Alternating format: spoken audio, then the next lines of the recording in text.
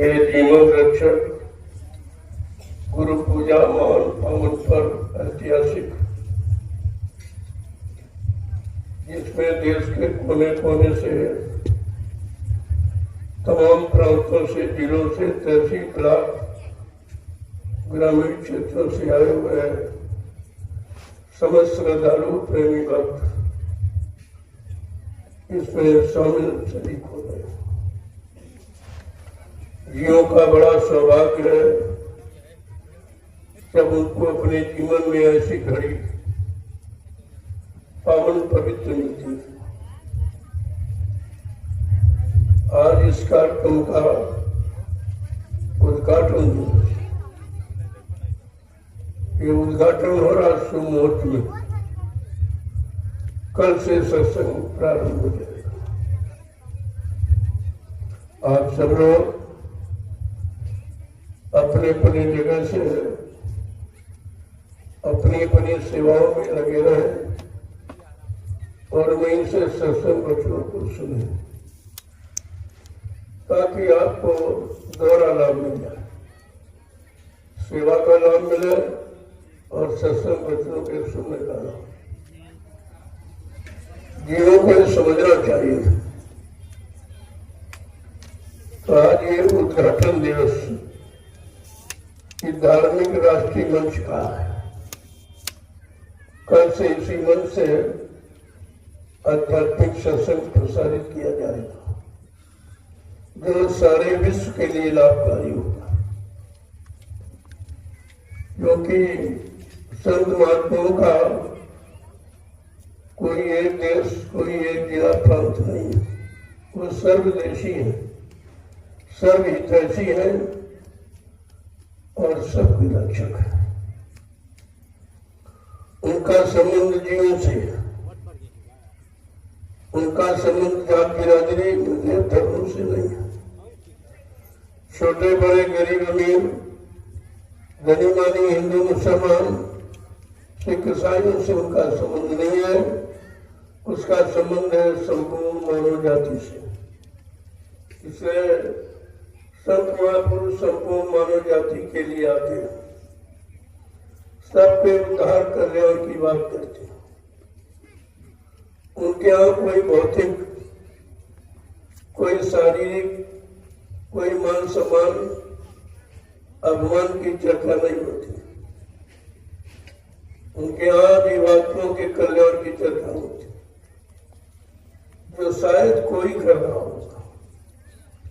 किसी को मालूम नहीं है कि आत्मा क्या है, कहां से आई है, कैसे आई, किसके द्वारा आई, किसने भेजा है, किसने आप फंसाया है, अब कौन निकालेगा, कौन निकाल के इनको घर पहुंचाएगा। इस समस्याओं का समाधान सत्संग में होता है। ये चंदा नोट वोट महंगाई टैक्स मांगने वाला सत्संग नहीं है। ये किसी से कुछ मांगता नहीं है, सबको देता है।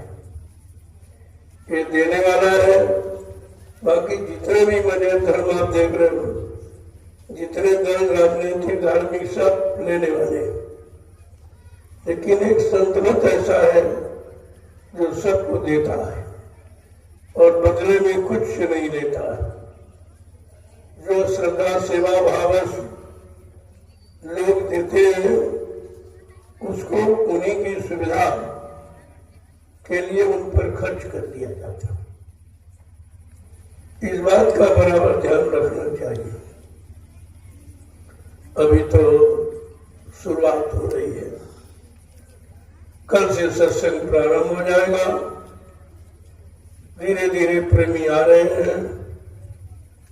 वो शुभ मुहूर्त है 10 जुलाई का।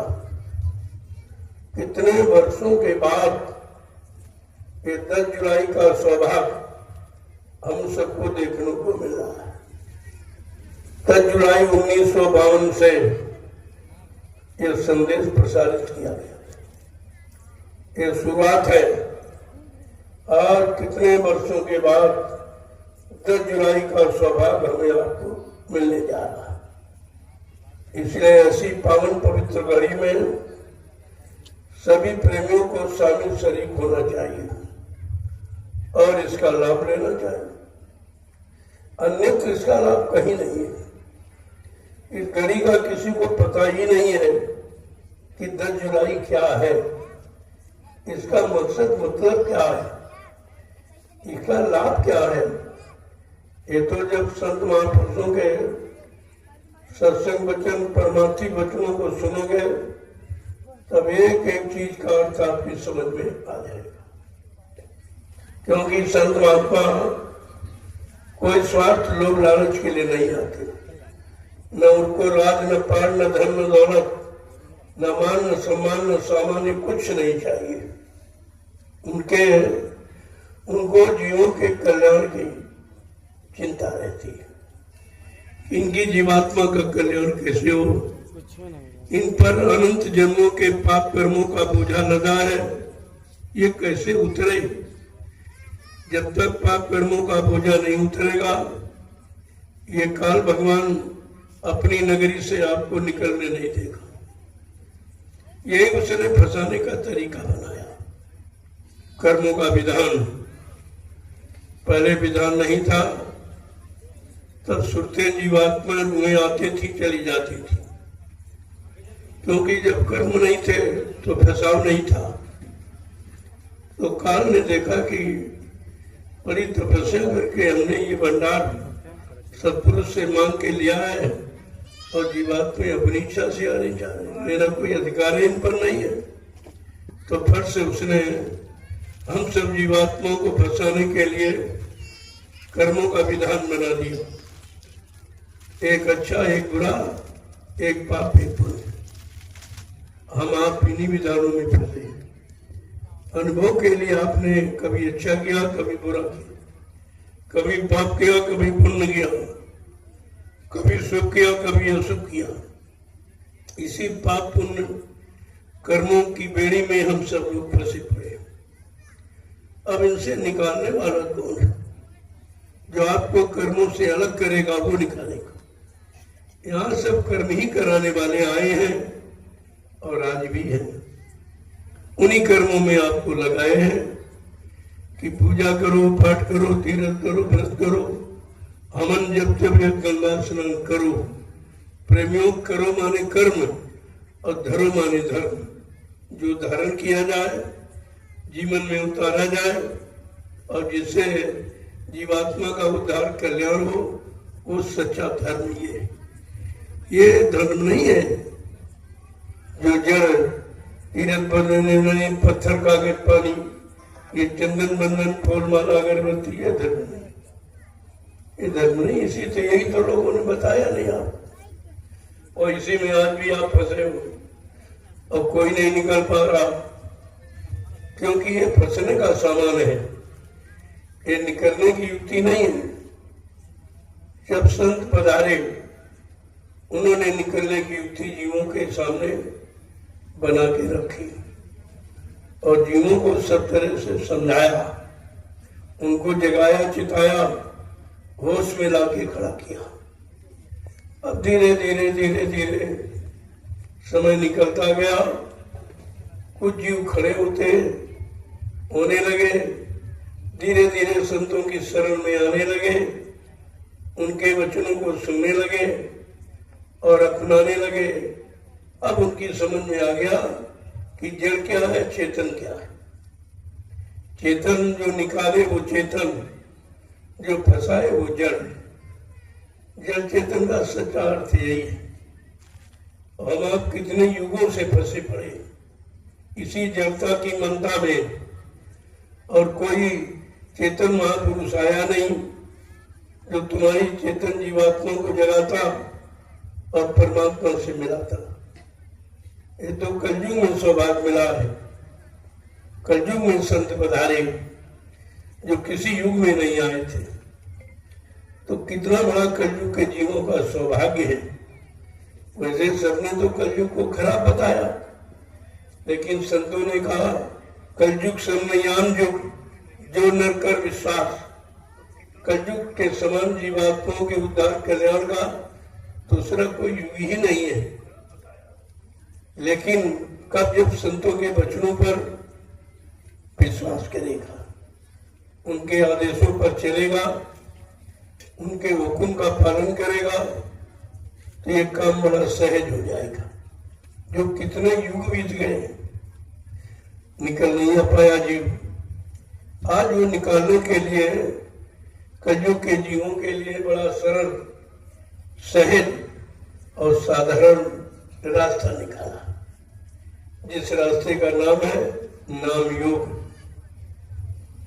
अन्य युगों में कर्मयोग, सांख्य योग, मीमांसा योग, धड़ योग, हठ योग, लेकिन कलयुग में यह सब फंसाने वाला योग था। यही कर करके जीव फंसे गए, ऋषि मुनि फंस गए, योगी योगेश्वर फंस गए, और मतलब अवतारी सिद्धियां फंस गई, ज्ञानी ध्यानी विज्ञानी फंस गए।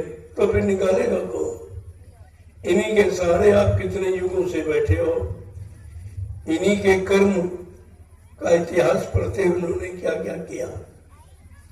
जब कर्म किया वो भी फंसने का, और जो सच्चा कर्म है, जो जीवात्मा से किया जाता, वो निकलने वाला।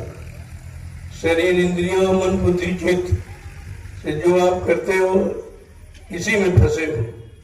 और किसी ने आज तक ये बताया नहीं कि आप फंसे हो कि निकल रहे हो।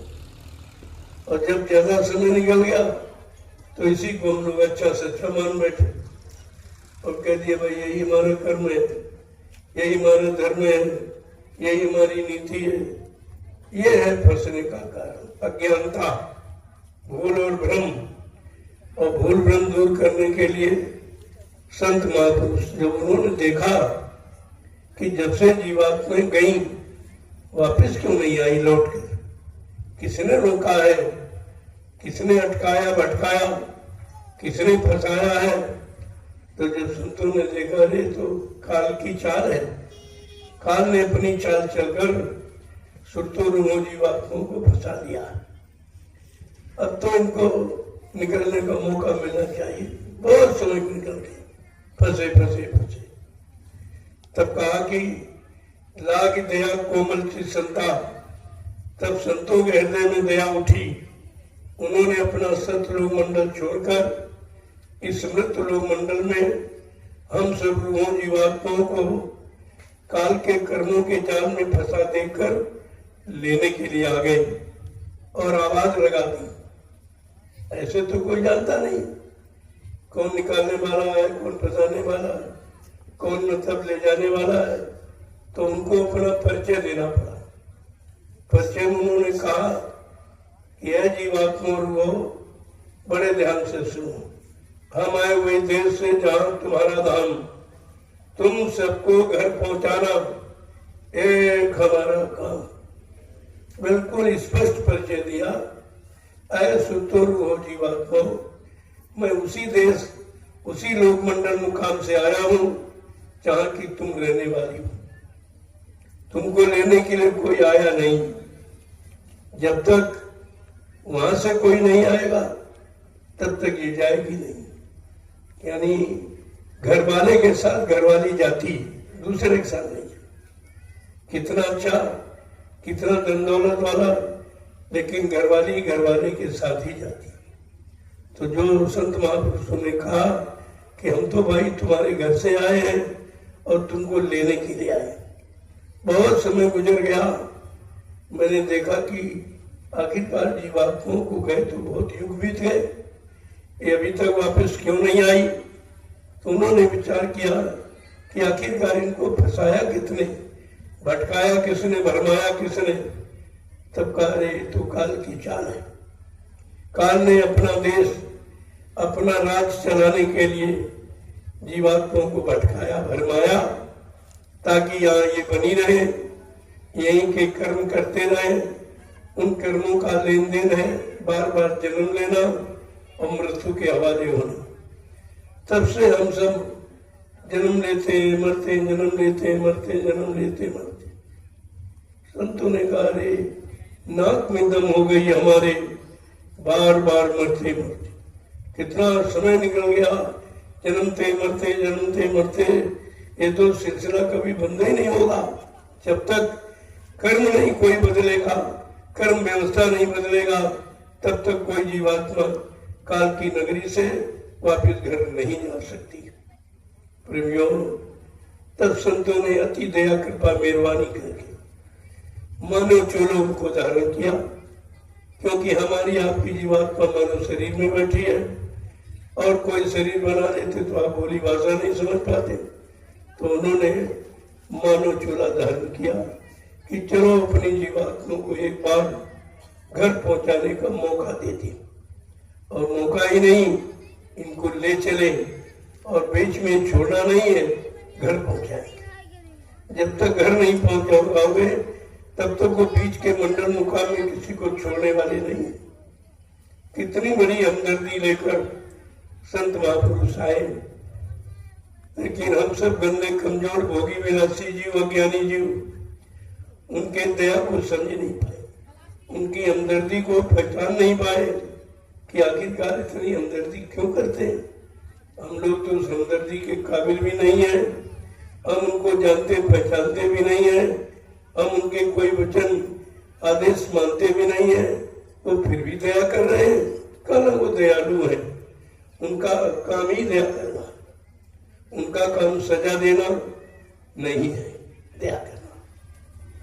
अब जब दया करने आए तो जीव बेचारा दया को जानते नहीं था कि दया क्या होती है, क्योंकि कभी किसी ने अगर दया तुम्हारे पर की होती तो तुम्हारे पास दया की पहचान होती, किसी ने तो की नहीं। जो आया सो फंसाता रहा, जो आया तो भटकाता बरमाता रहा, और इसी में रखने की युक्ति बताता रहा। तब संतों ने देखा कि ऐसे तो बेचारी कोई जीवात्मा घर कभी जा ही नहीं पाएगी। तब उन्होंने अति दया कृपा मेहरबानी करके ये नाम का रास्ता, नाम दूर शब्द दूर, जिसको पकड़कर सारी सूते हुए जीवात्माएं मृत्यु मंडल पर उतारी गई थी, और काल ने चालाकी किया, तुम्हारी नाम दूर छीन ली। जब आधार छीन गया तो बेचारी जाएंगी तो कैसे जाए, यही उसकी चालाकी। फट से उसने आपका घर जाने का आधार छीन लिया। अब जब आधार खत्म हो गया तो बेचारी मतलब निर्बल हो गई, कमजोर हो गई, तो भी जाएगी। तब से फंसी पड़ी। कितना समय, कितने युग, कितना कल्प ये सब निकल गया फंसे फंसे। आज ये मौका मिला है तो आप सब लोग उस मौके का लाभ उठा लीजिए। ये जीवन रक्षक गुरु पूजा महान पावन पर्व ऐतिहासिक, जो इतिहास में, कलयुग के इतिहास में जो छपने जा रहा है, क्योंकि 10 जुलाई 1952 से ही इस्लाम का प्रचार शुरू हुआ था। उनकी दया का मतलब यानी जीवों के लिए जो दया उन्होंने फरमाई, जो दया की बरसात की है, वो तारीख 10 जुलाई 1952 की। आज कितने वर्षों के बाद 10 जुलाई का मौका हम सब जीवों को मिला, ये कोई नहीं जानता। मैंने पहली बार आपको ये संकेत किया है, बाकी हिंदुस्तान का विश्व में 10 जुलाई के बारे में किसी को कोई जानकारी नहीं है कि आखिरकार अगली बार मालिक की दया हो गई कि कितने वर्षों के बाद हमें 10 जुलाई का सौभाग्य, 10 जुलाई की दया मिलने जा रही है। इसलिए सभी गुरु परिवार के प्रेमियों को चाहिए इस 10 जुलाई पर संगठित होकर अपने गुरु को मनाएं, अपने गुरु को राजी करें, अपने गुरु को खुश करें। अब गुरु खुश कैसे होता? गुरु नहीं भूखा तेरे धन का, उन पर धन है नाम रतन का। गुरु तेरा उपकार करावे, भूखे प्यासे को दे। कहा वो धन दौलत राजपाट से खुश नहीं, भौतिक है किसी साधन वो खुश नहीं है, वो आध्यात्मिक है। इसलिए वो प्रेम के भूखे, उनके जीवों का उनको प्रेम चाहिए, धन दौलत नहीं चाहिए, मान सम्मान नहीं चाहिए, दान दक्षिणा धोती रोटी लंगोटी नहीं चाहिए, उनको जीवों का प्रेम चाहिए। प्रेम तो आपके पास है नहीं। प्रेम तो आपने भौतिक भोगों में खर्च कर दिया, भौतिक शारीरिक रिश्तों में खर्च कर दिया है। अब तुम्हारे पास प्रेम ही नहीं जो तुम सदगुरु से प्रेम करो।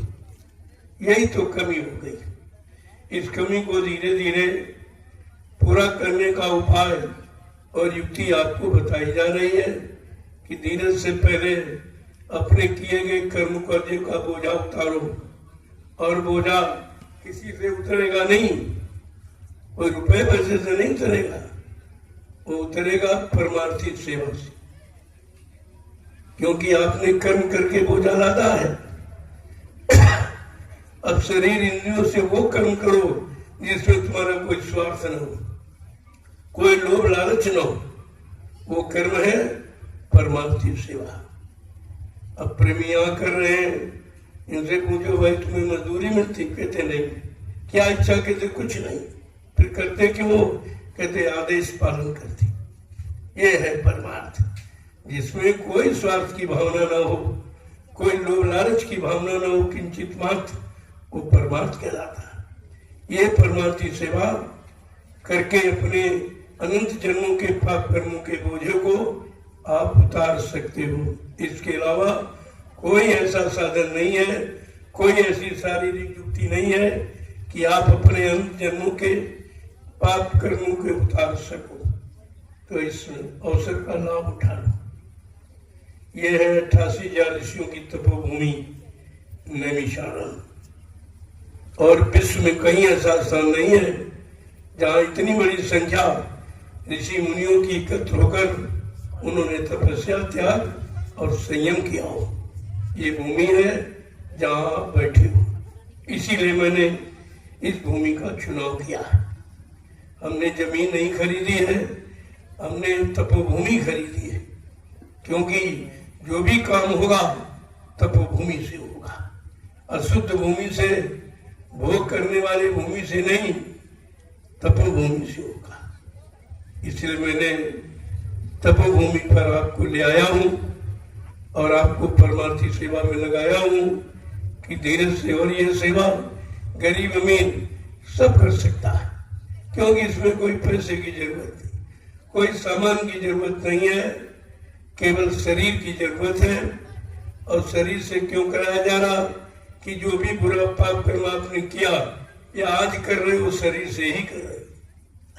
जब शरीर से किया तो शरीर से ही परमार्थी सेवा कराकर आपके उन कर्मों को उतारा जा सकता है। इसलिए मैंने ये अभियान यहाँ पर जारी कर दिया और लोगों को सूचना दे दी। एक को नहीं, सारे विश्व के लोगों को ये संदेश दिया है कि अब भी आप आइए और 88,000 ऋषियों की तपोभूमि से अपने पाप कर्मों की अदायगी परमार्थी सेवा करके करा लीजिए। नहीं, ये अवसर आपको कहीं मिलेगा। कितनी पूजा पाठ, कितना तीर्थ व्रत हवन जब तबियत गंगा स्नान करो, एक भी पाप कर्म उतर नहीं सकता। ये उतारने का तरीका नहीं है। वो तो जो आपने किया है, और जब तक शरीर इंद्रियों से परमार्थ का काम, परमार्थ की सेवा नहीं कराई जाएगी, तब तक कोई भी पाप कर्म का बोझा आपके सिर से उतरने वाला नहीं है। इसलिए मैंने इस तपोभूमि का चुनाव किया। मैं भी अच्छी समतल जमीन खरीद सकता था, लेकिन नहीं, आपको सेवा नहीं मिलती। इसलिए मैंने ये ऋषि मुनियों का तपोभूमि जंगल खरीदा। जिन जंगल में बैठ के उन्होंने तपस्या की थी, उसी जंगल को मैं खरीदा हूँ। और गड्ढे और नाले, ताकि आपको शारीरिक पिछले कर्म के पाप बोझों को उतारने में सहायता मिले, मदद मिले। अगर समतल भूमि होती तो आप सेवा का मौका आपको नहीं मिलता। मैंने सोच समझ कर विचार किया। ऐसा नहीं कोई अज्ञानता में, मैं भी अच्छी जमीन खरीद सकता था, लेकिन आपको सेवा नहीं मिलती। और जमीन का उद्देश्य सेवा, मेरा और कोई उद्देश्य नहीं। मेरा उद्देश्य है कि शारीरिक और मानसिक इंद्रियों से वो परमार्थी सेवा करो जिससे तुम्हारे पिछले अनंत जन्मों के पाप कर्मों का बोझा उतर जाए। इसलिए मैंने इस जमीन का चुनाव किया है और धीरे धीरे लगे रहोगे, क्योंकि मैं जानता हूं कि भजन तुम्हारे बस का नहीं, क्योंकि न तन साफ है, न मन साफ है, न इंद्रियां साफ है, तो गंदगी में कोई सेवा नहीं स्वीकार होती। आपका तन गंदा, मन गंदा, इंद्रियां गंदी, विचार भाव खान पान सब गंदा है। ऐसी गंदगी में तो कोई सेवा नहीं हो सकती थी। इसलिए और बगैर सेवा के मेवा मिलती नहीं। तो सेवा का लाभ देने के लिए मैंने परमार्थी संधान सेवा का चुनाव किया है कि ये सरल है, सहज है, गरीब अमीर, पढ़ा लिखा अनपढ़, हिंदू मुसलमान, स्त्री पुरुष सभी कर सकते हैं। सबको समान अधिकार है। अब आप उसका लाभ न लो, न समझो, न कर सको, तो आपका काम है। मेरा काम तो कराने का, मेरा काम समझाने का, मेरा काम तरह तरह के इशारे आपके सामने रख करके आपको मोड़ने का है। फिर भी आप नहीं मोड़ते हो, नहीं जानते हो, तो उन पर काल का पूरा अधिकार। वो काल के जीव है, वो दयाल के वचन कभी सुनेंगे नहीं, न समझेंगे, न मानेंगे। सत्संग में आ गए हो तो दयाल के जी नहीं बन गए हो, अभी तो आए हो, तुमने तो कुछ किया ही नहीं है। ऐसे आने जाने से आवागमन नहीं छूटेगा।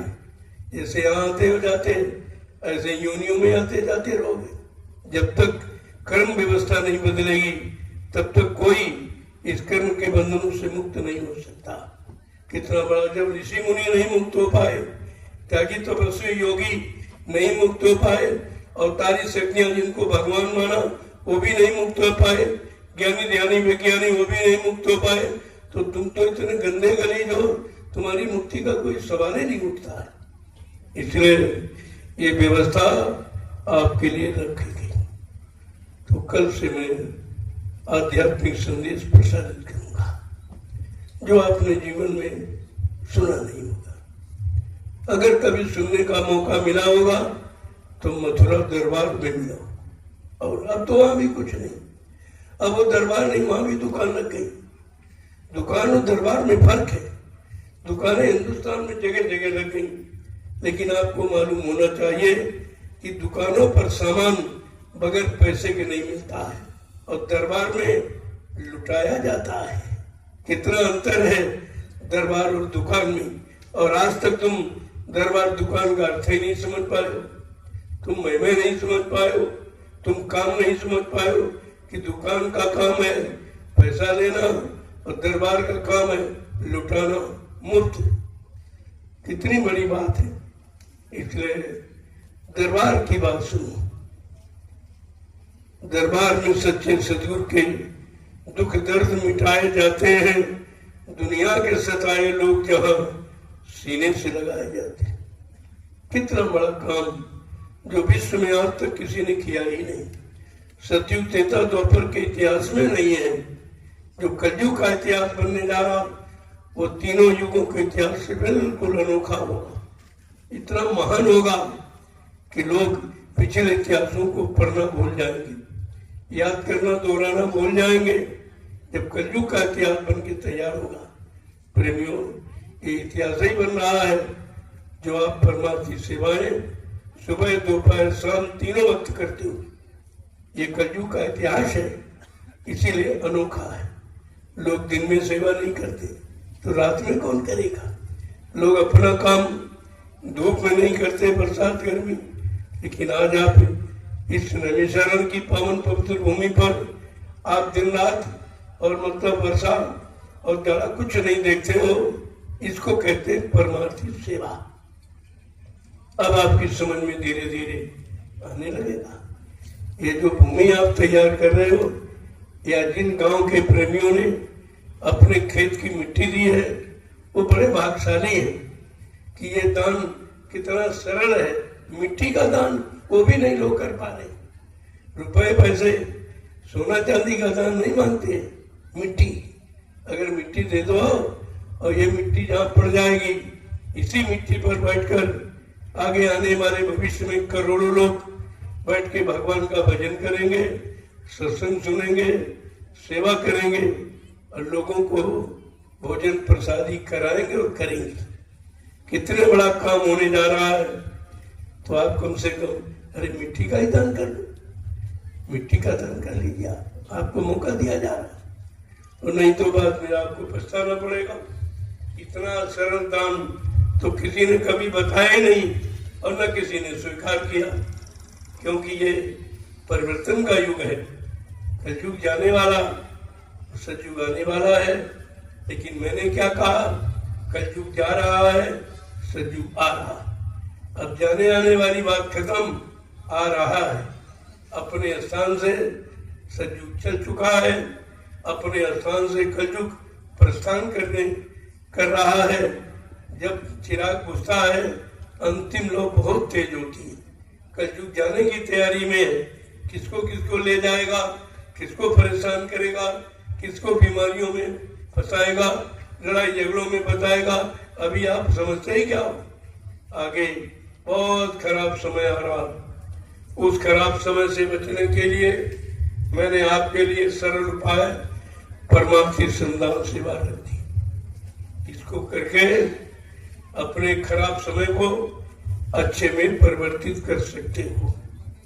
मिटने वाले समय को आप आबाद कर सकते हो। इतना बड़ा लाभ परमार्थी संधान सेवा।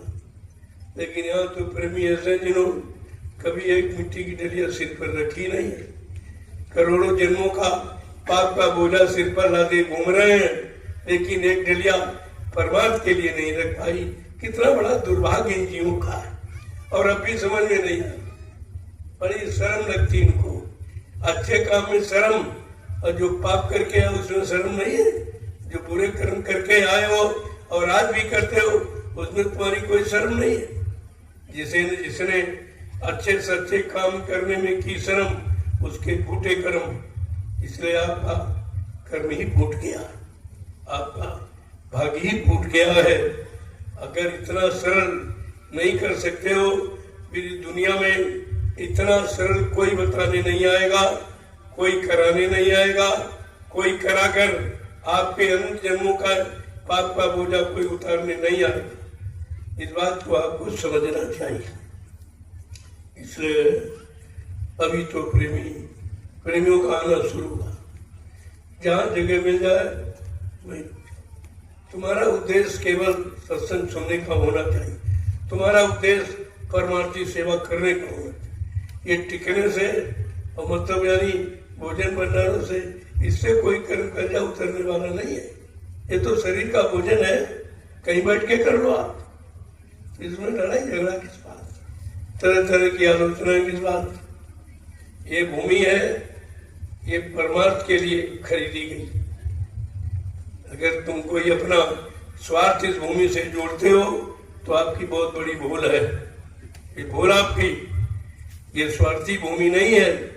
स्वार्थी भूमि तो दुनिया में बहुत है। जहाँ आप रह रहे वो भी स्वार्थी है, और जहाँ मतलब खा पी रहे वो भी स्वार्थी है। लेकिन ये भूमि 88,000 ऋषियों की तपोभूमि, ये परमार्थी है। इसलिए ये सबकी है और सबकी रहेगी। मैंने तो कभी आपसे नहीं कहा कि मेरी है, कभी नहीं कहा और न कभी कहूंगा, क्योंकि हमारी है नहीं, हमारी नहीं है। पता नहीं किसकी है। अभी ऋषि मुनियों ने तपस्या की तो उनकी थी, योगियों ने योग किया तो उनकी थी, अवतारी शक्तियां आई उनकी हो गई और सब चले गए। जब सब चले गए तो कहा रे किसी की नहीं है, ये तो सब छोड़ के चले गए, कोई नहीं ले जाए। अरे तुम्हारी होती तुम्हारे साथ जाती, ये तुम्हारी नहीं है। ये तुमको अपना परमार्थ बनाने के लिए है, ये आधार है तुम्हारे जीवन का, ये धरती, ये तपोभूमि। इसलिए कभी ऐसा विचार न था कि मेरी ये मेरी, ये मेरा मेरा। कुछ तुम्हारा या क्या, हमारा क्या, हमारा तुम्हारा कुछ नहीं। ये कुछ है नहीं। लेकिन अगर संत महापुरुषों के वचन और इशारे समझ में आ जाए तो इस भूमि से अपना लाभ प्राप्त कर सकते। ये तो रही गई है, ये कहीं जाने वाली नहीं है, कोई उठा के नहीं ले जाएगा। लेकिन आप अपना परमार्थ बना सकते हो अगर संतों के परमार्थी वचन समझ में आ जाए, उनके आदेश हुक्म का तन मन धन से पालन करने लगो, तो आप इससे अपना लाभ प्राप्त कर सकते हो। ये वो भूमि है। गोस्वामी जी महाराज को इसीलिए इस नैमिषारण्य की पावन पवित्र भूमि के बारे में लिखना पड़ा। रामचरितमानस के उत्तरकांड में क्या लिखा उन्होंने कि तीरथ वर नैमिष विख्याता अति पुनीत साधक सुखदाता। ये तीर्थों का महातीर्थ है, तीर्थों का राजा है नैमिषारण्य। अति पवित्र है, अति सर्वत्र वर्जते लिखा, लेकिन नहीं संतों ने कहा अति पवित्र है, यानी ऐसी पवित्र भूमि अन्य दुनिया में अन्यत्र कहीं नहीं है। तो इस भूमि का लाभ किसको मिलेगा, वो भी उन्होंने खोला।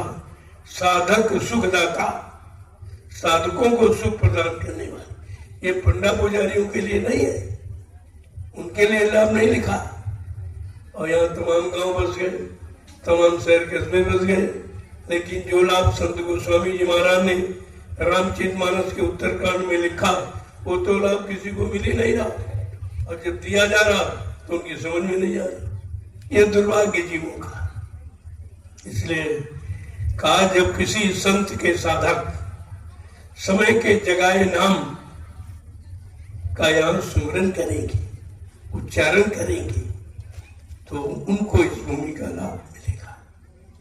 आज आपको पूरा मौका मिला है समय के जगाए प्रभु नाम। जैसे हर युग में नाम जगाया गया, लेकिन वो नाम वहीं तक काम करेगा जहां तक उस नाम की क्षमता। जिस लोक मंडल मुकाम से नाम आता है, उस नाम का स्मरण करने से वो नाम उसी लोक तक पहुंचा सकता है। लेकिन हमारी आपकी जीवात्मा तो सत्यलोक अनामी धाम की है। जब तक अनामी धाम से कोई नहीं आएगा नाम, तब तक जीवात्मा अपने घर नहीं जा सकती। इसीलिए हरियुग का नाम दिया गया कि सतयुग में हरि नाम था, त्रेता आया तो राम नाम, फिर द्वापर आया तो कृष्ण नाम, यानी हरियुग में नाम बदला। तो कलयुग में भी तो कोई नाम होना चाहिए। किसी ने बताया आज तक आपको, और आपने किसी से पूछा भी नहीं। तो महापुरुषों को ये खुद बताना पड़ा कि जय गुरुदेव, प्रभु का नाम ये कलयुग का नाम है, ये प्रभु का नाम कलयुग का। तो सतयुग में हरि का नाम, त्रेता में राम का नाम, द्वापर में कृष्ण का नाम, कलयुग में प्रभु का नाम है जय गुरुदेव। ये किसी आदमी इंसान कोई आत्मा महात्मा का नहीं है, ये प्रभु का नाम है। और प्रभु ये पूरी दुनिया पूरी सृष्टि का मालिक है। जब मालिक स्वतः आ गया नाम को लेकर के, फिर उसके काम को कौन रोक सकता है। तभी आपसे कहा गया था, न मेरा काम कोई कर सकता है, न मुझको अपने काम से कोई रोक सकता है, न धन दौलत से मुझे कोई खराब करनी खरीद सकता है, न बनी गोला बारूद हमारे से हमें कोई मार सकता है। मैं अपना काम करने आया हूँ, काम करके ही जाऊंगा। इस बात को समझना चाहिए। यह है प्रभु का नाम। प्रभु सर्व समर्थ सर्वशक्तिमान है, और उससे बढ़कर कोई शक्ति नहीं है। और सारी शक्तियों को भेजने वाला या लाने वाला, उनसे काम कराने वाला प्रभु ही है। आज कलयुग में प्रभु स्वतः आया, अब कितना बड़ा काम होगा। तभी तो अनोखे काम की आवाज लग रही है। कलयुग क्या करेगा, कल सबको सुख शांति प्रदान करे, सबको न्याय सुरक्षा रोजी रोटी दिलाएगा, महंगाई गरीबी को दूर करेगा, बेरोजगारी समाप्त करेगा, और सबको प्रभु के भजन में लगाएगा, सबको शाकाहारी बनाएगा, सबकी जीवात्माओं को जगाकर परमात्मा से मिलाएगा। ये काम प्रभु का है। ये काम किसी नाम ने ऐसा वादा नहीं किया। आपको सारे नामों की जानकारी करनी चाहिए कि सतयुग के नाम ने क्या काम किया, द्वापर त्रेता के नाम ने क्या काम किया, द्वापर के नाम ने क्या काम किया, आज कलयुग का नाम क्या काम करने का वादा कर रहा। जो तीनों युगों के नाम ने नहीं कर पाया, वो कलयुग का जो प्रभु का नाम ही वो काम करने के लिए वचनबद्ध है। कहा जब तक मैं ये काम नहीं पूरा कर दूंगा इस मानव शरीर को छोड़ के जाने वाला नहीं है। चाहे हमको अपने काम को पूरा करने के लिए मानव शरीर में 400 वर्ष क्यों न रहना पड़े। ये कितना बड़ा ऐलान है, कितना बड़ा वादा। लेकिन आप सब बोल गए तो तुम गुरु परिवार के रहे कहाँ, गुरु के कहाँ रहे हो? न तुम गुरु के हो न गुरु परिवार के हो, इसलिए गुरु से दया पाने के अधिकारी भी आप नहीं रहे हो। तो कम से कम समझो मैं अभी इशारे कर रहा हूँ और 12 वर्ष 13वां वर्ष लग गया है। मैं 28 मई 2012 से ये प्रसारण कर रहा हूँ और अकेले ही पूरे में हिंदुस्तान में मैंने सत्य की आवाज लगा दी, संतों के वचनों को लोगों के कान तक पहुंचा दिया। गुरु की महिमा, गुरु की मर्यादा, गुरु का वादा, गुरु के वचनों को सबके समक्ष मैंने रखा और कहा अगर भूल गए हो तो फिर से गुरु वचनों को याद करो। तुम्हारा बचाव वचनों से होगा और कोई बचाव नहीं करेगा। न किसी के पास बचने की स्वयं शक्ति है तो वो तुमको कहां से बचाएगा। जब स्वयं नहीं बच रहा है, स्वयं फंस रहा है तो तुम्हें कैसे बचाएगा, तुम्हें कैसे निकालेगा। इस बात को बराबर ध्यान में रखें। जय गुरुदेव, जय गुरुदेव, जय गुरुदेव, जय गुरुदेव। नाम किसका, जय गुरुदेव। नाम किसका, जय गुरुदेव। नाम किसका, प्रभु का प्यारा नाम। अब जरा खड़े हो जाओ आप लोग। ये तो कितनी देर लगाती हो, जितनी देर तुम्हें खड़े होने में है उतनी देर सत्य आने में। अभी तुम खड़े नहीं हो पाए। जब खड़े नहीं हो पाए तो चलोगे कब, और चलोगे नहीं तो पहुंचोगे कब। अभी खड़ा होना नहीं समझ पाए। खड़े होने का मतलब शरीर से नहीं, आप कर्तव्यों से खड़े हो एक अच्छे सच्चे समाज की स्थापना के लिए। अब आप खड़े हो जाओ, देरी मत करो। अब समय ज्यादा नहीं है, तुम्हारे में देर है खड़े होने में, महापुरुषों की कोई देर नहीं। कितने पहले आपसे कहा था कि मैंने परिवर्तन का सारा मसाला बना के तैयार कर लिया है। जिस दिन तुमको उसके काबिल देखूंगा ये सौंप दूंगा आपको। अब आप सोचिए ये कलयुग के परिवर्तन का सेहरा किसके सिर पे बांधती। कोई तो ऐसा भी नहीं है जो अपने आप में सुधरा हो, अपने आप में संभला हो, अपने आप में स्थिर हो, एक जगह खड़ा हो। ऐसा तो कोई दिखाई नहीं दिया। 45 करोड़ जीवों को एक रास्ते पर चलाया गया, खड़ा किया गया। कहा जरा देखें मैंने जो सुनाया, बताया, समझाया है ये इनके अंदर उतरा कि नहीं उतरा। एक छोटी सी लीला किया और सब बिखर गया। कोई इधर भग गया, कोई उधर भग गया, कोई उधर भग गया। गुरु के यहाँ कोई नहीं, गुरु दरबार में कोई नहीं, गुरु का कोई नहीं। तुमसे कहा गया था कि तुम गुरु के चेले हो कि चेलों के चेले हो। यहाँ तो सब चेलों के चेले बन गए, गुरु का चेला कोई नहीं रहा। कितनी बड़ी अज्ञानता है ये देखिए। अरे गुरु पार करेगा, कोई चेला पार कर देगा, ये आपको सोचना चाहिए। गुरु बिन भवनी तरे न कोई, जो बिरंत शंकर सो। कितना साफ रामचित मानस कहती है, ये भवसागर बगैर समय के सदगुरु के कोई पार नहीं कर सकता। वो पार करेगा जिसके पास नाम की नौका, नाम जहाज है, उस पर बैठा आपके पास। ये सब जानकारी आपको रखनी चाहिए। और आप सब भूल गए और तुमको बताने समझाने चिताने जगह में जगाने में महापुरुष ने 60 वर्ष मथुरा में बिता दिए। 10 जुलाई 1952 से 2012 ये 60 वर्ष का समय आपको सिखाने पढ़ाने में, याद कराने में बिता दिया गया, लेकिन अंत में तुम्हारे पास कुछ भी नहीं निकला। एक भी गुरु का वचन अगर होता तो तुम शंका संदेह बोल ब्रह्म से बच जाते। तो भी तुम्हारा मतलब क्या निकला? 60 वर्ष जीवन के ऐसे ही चले गए और 12 वर्ष से मैं ये लगातार फिर आपको सुना रहा हूं, तो 60, 12, 72 वर्ष हो गए, यानी एक जीवन निकल गया और समझ में अभी भी कुछ नहीं आया। अभी आपकी समझ में आया कुछ नहीं है। तो अगर ऐसे ही बने रहे तो फिर मिलेगा क्या?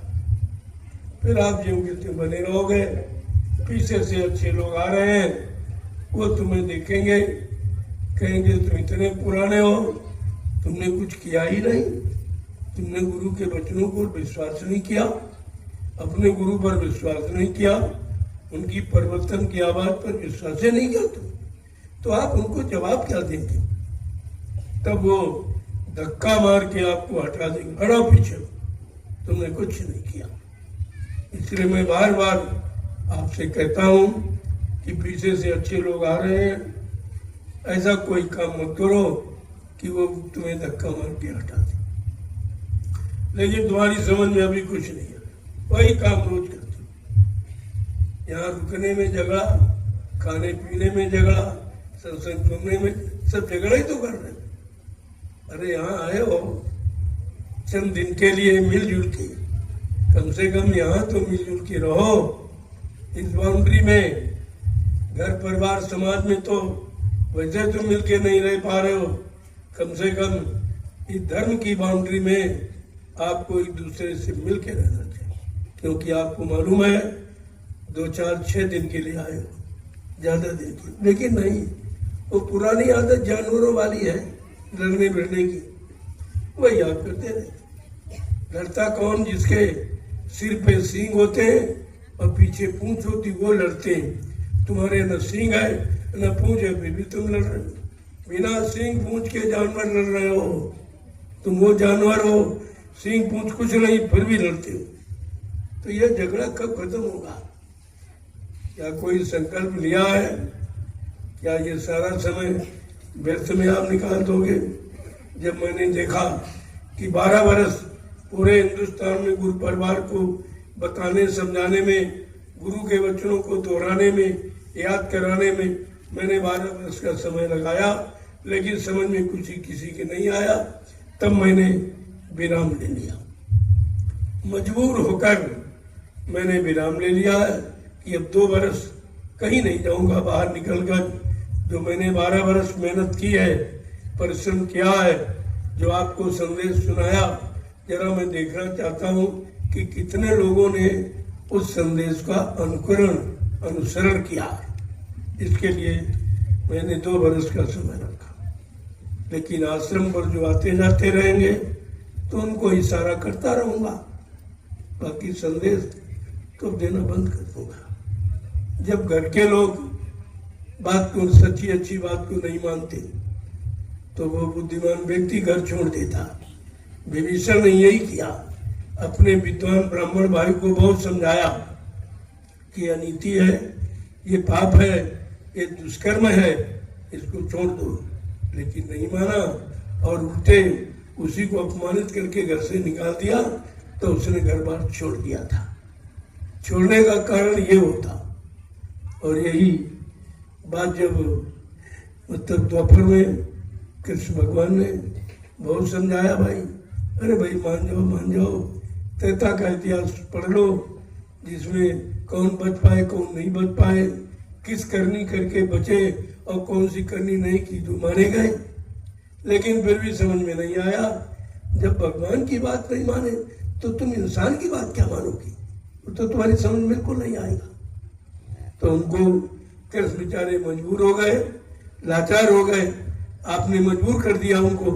एक भी अच्छी सच्ची बात उनकी नहीं मानी, तो उनको आखिरकार पछता करके एक 18 दिन की लीला, जिसे महाभारत कहते हो, उनको करनी पड़ी और सबकी अकल ठिकाने आ, सब विनाश हो गया। क्या आप भी इसी तरह से अपना विनाश चाहते हो जो नहीं मान पा रहे? 60 साल मथुरा में मनाया गया, वो भी भूल गए हो। 12 वर्ष से फिर मैंने संदेश देना शुरू किया, फिर भी समझ में आपके नहीं आ रहा। तो विनाश के सिवा तुम्हारे हाथ तो कुछ लगने वाला नहीं है, इसलिए मैंने वाणी को विराम दे दिया। फिर भी जीवों के लिए आश्रम पर संदेश देता रहूंगा, लेकिन बाहर निकल के नहीं जाऊंगा कहीं। अब इस बात को समझिए आप, ये क्यों विराम, वाणी विराम क्यों दिया जा रहा, क्या कारण है? ये कारण तुम हो कि तुमने अच्छी सच्ची बात अभी तक नहीं मान पाए हो, न तुम समझ पाए हो, इसलिए मजबूर होकर हमको वाणी विराम देना पड़ा। जय गुरुदेव, जय गुरुदेव, जय गुरुदेव, जय गुरुदेव। नाम किसका, जय गुरुदेव। नाम किसका, प्रभु का प्यारा नाम। जोर से बोलो, सब मिल बोलो, बोलना होगा, अभी से बोलो। दुख दर्द हरेंगे, सब कष्ट मिटेंगे, सुख शांति भी देंगे।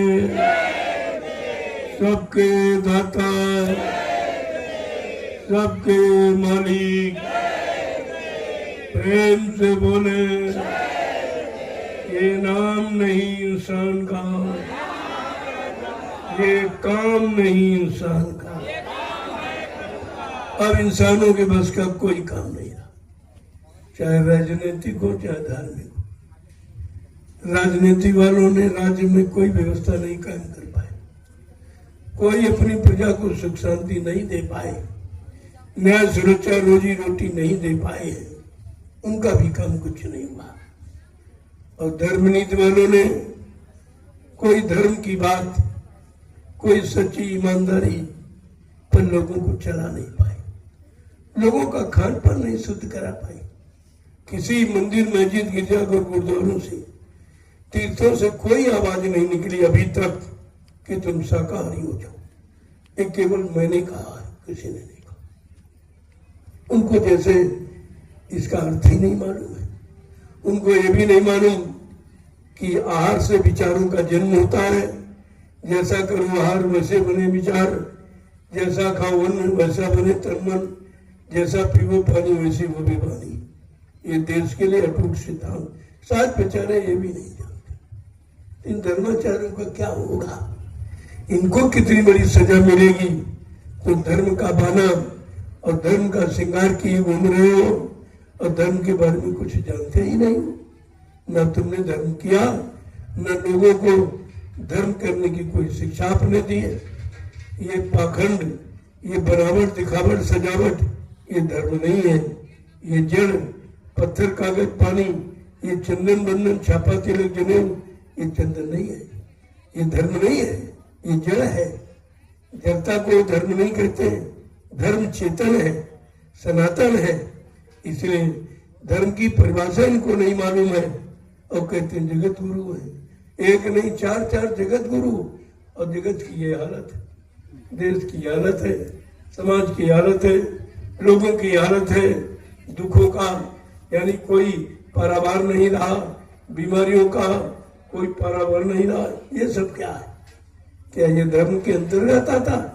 धर्म के लिए भगवान राम को रावण से लड़ाई लड़नी पड़ी, धर्म के लिए भगवान कृष्ण को महाभारत करना पड़ा।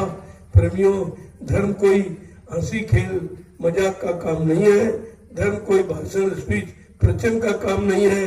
धर्म धारित, जो धारण किया जाए, ये किसको मालूम है? किसी को नहीं। इसलिए सब अपराधी हैं, सब सजा पाने के अधिकारी हैं और समय पर कुदरत सबको सजा देगी। इनको तो माफी मिलेगी ही नहीं, क्योंकि तुमने धर्म का बाना पहना है। धर्म का श्रृंगार किया है और काम कुछ नहीं, तो कौन तुमको माफ करेगा। इसलिए अब आप लोग कल के सत्संग की तैयारी करो, जहाँ जगह मिल जाए। ये सब तपोभूमि है, तुम अच्छी बुरी अपने दिमाग मत लगाओ, जो मिल जाए वो ऋषि मुनियों की तपोभूमि पर ही आप हो, कहीं न रुक जाओ। आपको अपने 6 दिन इसी में बिताने हैं। अगर कोई जगह नहीं है तो तपोभूमि, तुम भी तपस्या करो। तपोभूमि के मतलब कुछ तो तपस्या करो, कुछ सर्दी गर्मी बरसात, कुछ मतलब यानी धूप है और कुछ रोटी नहीं मिली या देर से मिली, ये भी एक तपस्या है। अरे तपस्या करके इस तपोभूमि का लाभ प्राप्त कर लीजिए। अच्छा तुमने बहुत खाया लेकिन कोई कर्म अच्छा नहीं किया। अच्छा खा के आपने बुरे कर्म, पाप कर्म और भोगों वाले कर्म ही किए हैं, कोई अच्छा सच्चा परमार्थिक कर्म आपने किया ही नहीं।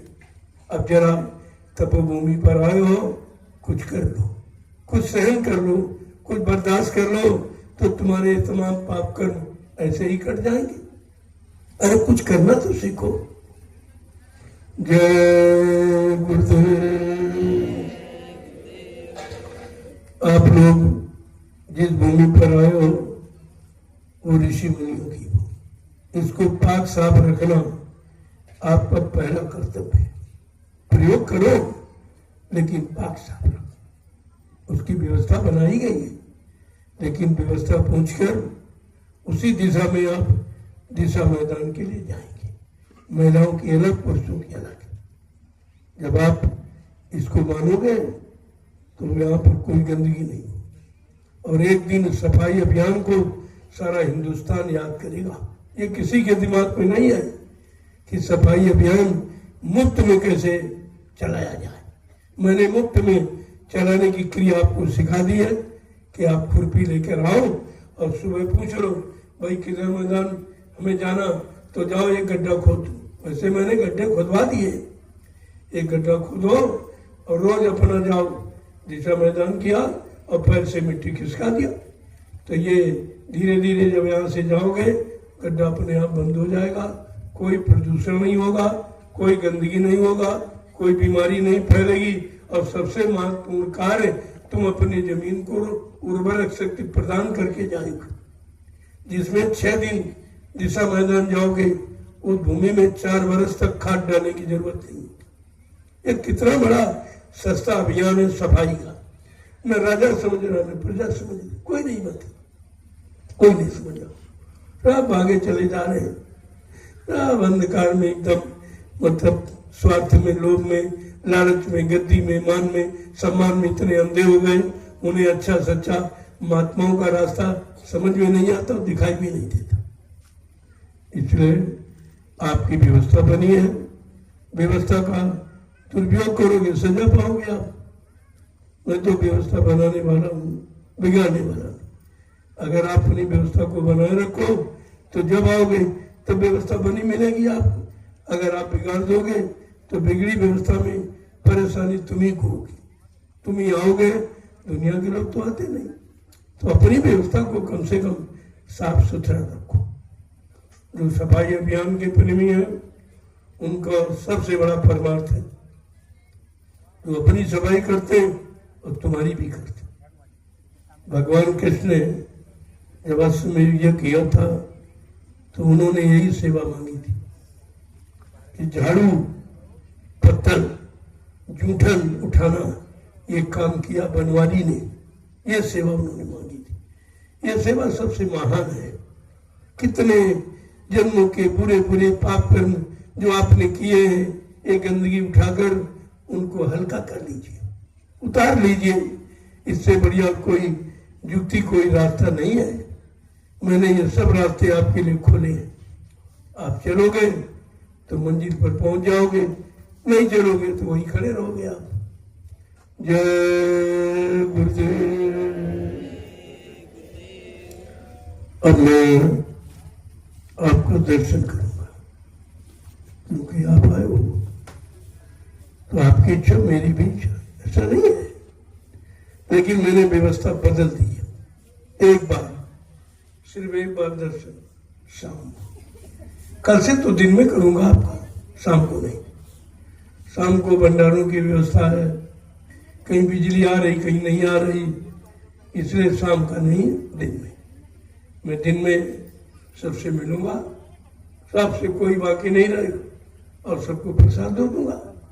और शाम का संदेश 5-6 बजे से होगा, ठंडे में। दिन में आप बैठ नहीं पाओगे। अभी तो मैं तुम्हारे अनुसार कर रहा हूं, अगर मैं अपने अनुसार करूं तो तुम भाग जाओगे, टिक नहीं सकते, 1 मिनट भी यहां नहीं टिक सकते। अभी तो मैं तुम्हारे अनुसार, तुमको सुविधा मिले, आराम मिले, उस अनुसार मैं काम कर रहा हूं। आप हमारे अनुसार नहीं कर सकते हो, वो क्षमता, वो शक्ति, वो बर्दाश्त तुम्हारे में है नहीं, इसलिए अभी मैं तुम्हारे पीछे चल रहा हूं।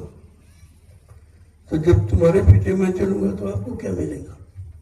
तुमको पीछे चलना चाहिए, लेकिन पीछे तुम चल ही नहीं पा रहे। इनमें बड़ा अहंकार गुमान करो भरा हुआ है। देखो, जो आवासीय व्यवस्था किसी की नहीं है, ये दिमाग से निकाल दीजिए, ये किसी की नहीं है, ये संगत की है और संगत के प्रेमियों की। मेरी भी नहीं है, लेकिन मैं केवल सुपरविजन करता हूं, देखभाल करता हूं किसका सही प्रेम को।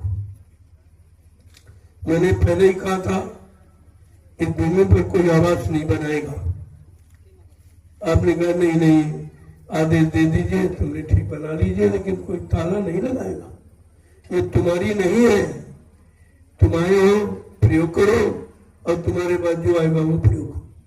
ये तालाबंदी या नहीं होती, ये तालाबंदी करना, चुप झोला उठाओ घर जाओ, ये नहीं, ये तुम्हारी नहीं है, तुमने जमीन नहीं खरीदी है, और ये प्रेमियों ने सब किया है। तुमने कुछ एक टिलिया मिट्टी डाली, तुमने ये जितने आवास बने हैं प्रेमियों ने कितनी मिट्टी डाली इसमें, और तुमने कुछ नहीं किया, घर में बैठे रहो। अब कहते हमारे जिले में बनाया, हमने बनाया, तुम्हारा इसमें कुछ नहीं है, और हम टिकरे भी फिर नहीं देंगे आपको। मैं बहुत सख्त हूं। अब मैं 12 वर्ष संदेश देकर मैं इतना सख्त हो गया हूं कि तुम सीधी उंगली घी नहीं निकलेगा, और तुम ऐसे मानने वाले भी नहीं। लिहाजा आप भी समझ जाओ, आपके लिए मौका है। किसी जिले का, किसी प्रांत का कोई व्यक्ति मनमानी नहीं करेगा। अगर मनमानी करना है तो झोला उठाओ, चुपचाप घर चले जाओ, कभी आना मत लौट के तरफ, वही भजन करो। यहाँ आने की जरूरत नहीं है। यहाँ आओगे, अब आपको मर्यादा में रहना पड़ेगा, आदेश में रहना पड़ेगा।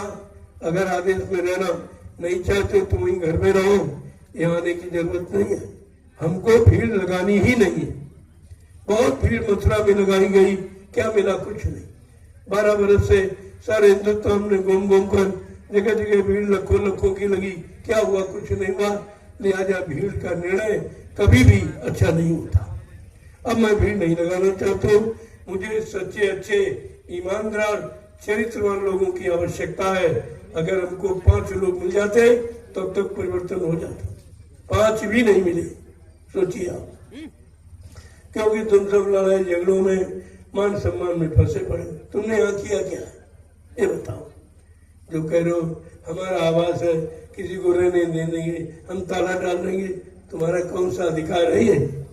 अभी तो मैंने जो देश दुनिया से जो प्रेमियों का धन लेके आया हूँ, उनकी सेवाएं, उसी से मैंने ये सब जमीन खरीदी है। ये किसी एक व्यक्ति की नहीं है, इसलिए तुम्हारा कोई इस पर अधिकार नहीं है। प्रयोग कर सकते हो, प्रयोग के अलावा किसी का कोई अधिकार नहीं। अभी मैंने तमाम प्रांतों को जो सेवा दी है, कई लाख रुपए अभी तक वापस नहीं आपने की। कहते एक झोपड़ी बना ली, कहते हमारा है, हम ताला डाल देंगे। 21 मुख से कह रहे हो, निकाल के बाहर कर दूंगा 2 मिनट में। अब उतनी सीधाई हमारे में नहीं रही। मैं सीधा बन के देख लिया, कतऊ सीधाई तेवर दोषु, ज्यादा सीधा रहना दोष का कारण होता है। लिहाजा मैंने सीधापन बनना बंद कर दिया। अब शक्ति सिखाओ। बगैर शक्ति के भक्ति नहीं होगी, और बगैर भक्ति के मुक्ति नहीं मिलेगी। इसलिए अब मैं सख्त हो गया हूँ। तो पहले वाला सब तमाशा खत्म, मिलना जुलना सब खत्म। हमें तुमसे कुछ नहीं चाहिए। जो ले आए हो अपने बाल बच्चों में खर्च कर, यहाँ कोई आवश्यकता नहीं है।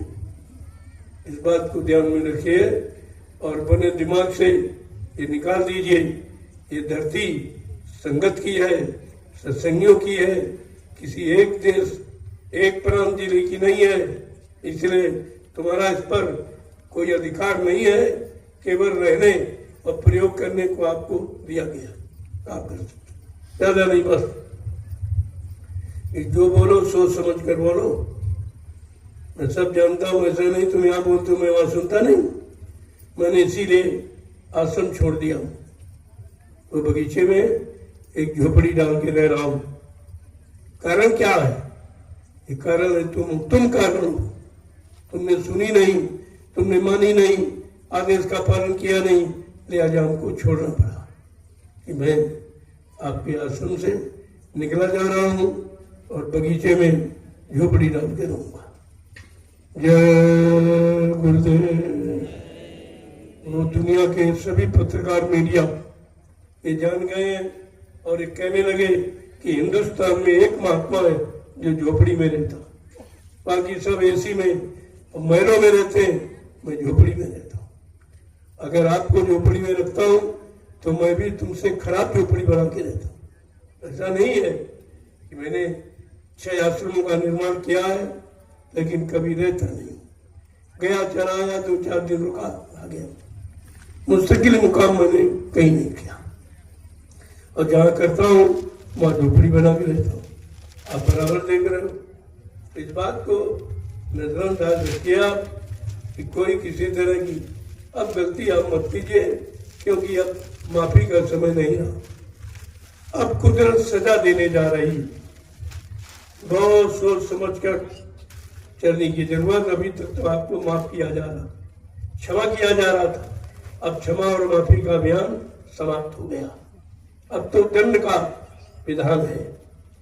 साम दाम, साम माने समझाना, दाम माने लालच देना और तुमको बताना जिसे नहीं माना उसका परिणाम क्या हुआ, जो मान गया उसको क्या मिला। और जब इसके बाद भी ये 3 नीतियां समझ में नहीं आई, अंततोगत्वा दंड विधान का प्रयोग सबने किया। इसलिए बड़ी समझदारी के साथ आए हो अपना परमार्थ बनाने के लिए। यहाँ रहने खाने के लिए बहुत रहे, बहुत खाए हो, अच्छे अच्छे महलों में, अच्छे अच्छे मकानों में, अच्छी अच्छी सुविधाओं में रहे हो, लेकिन कभी अच्छा कर्म नहीं किया, सब बुरा ही बुरा किया।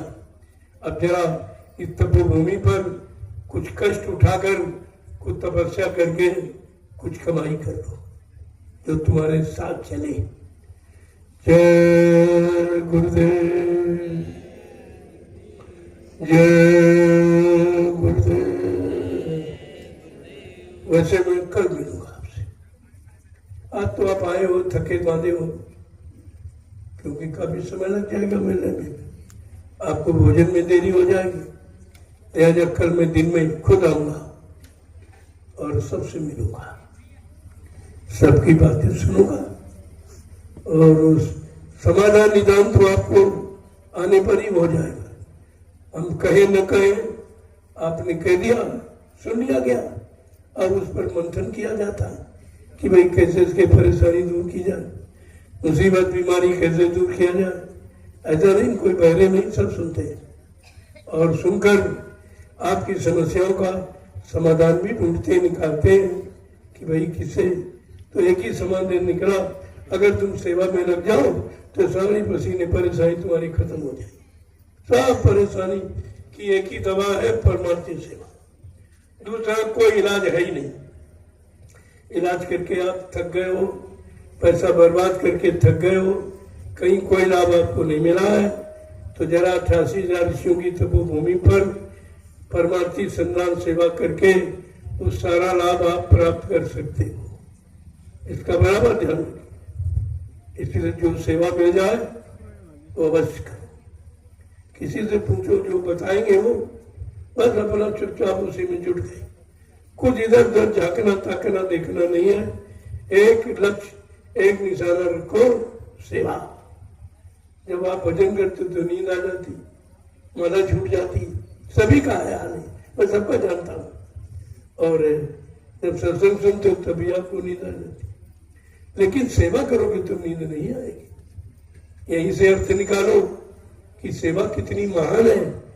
जहाँ काल की कोई चाल नहीं चल सकती, ये तंद्रा निद्रा उंगाई जमुआई ये काल की ही दिया, तो इनको देता है कि ये सो जाए, ये सुन न पाए, संतों की शरण में रुक न पाए, अपना परमार्थ बना न पाए, अपनी जीवात्मा का उद्धार करा न पाए, नहीं तो मेरा देश खाली हो जाए।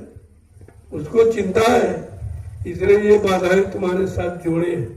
लेकिन संतों ने चालाकी के साथ कहा मैं ऐसी व्यवस्था बना दूंगा तेरी कोई चाल चलने वाली नहीं है। तब आपके लिए परमार्थी संधान सेवा का आधार बनाया गया।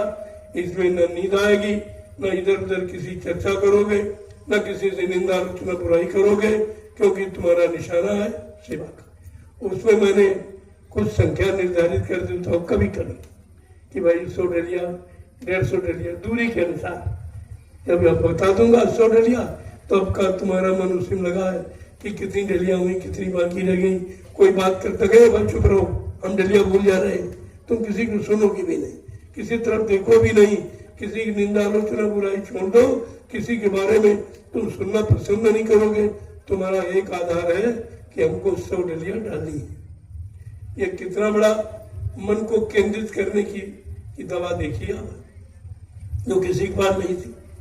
मन को ऋषि मुनियों ने तपस्या करके केंद्रित नहीं कर पाया, योगियों ने योग साधना करके मन को कंट्रोल नियंत्रण नहीं कर पाया, अवतारी शक्तियों ने मार काट हिंसा करके मन पर कंट्रोल नियंत्रण नहीं कर पाया। आज संतों की दया है कि एक छोटी सी सेवा में, परमार्थी सेवा में लगाकर आपके इस खराब भोगी विलासी मन को कंट्रोल में कर दिया।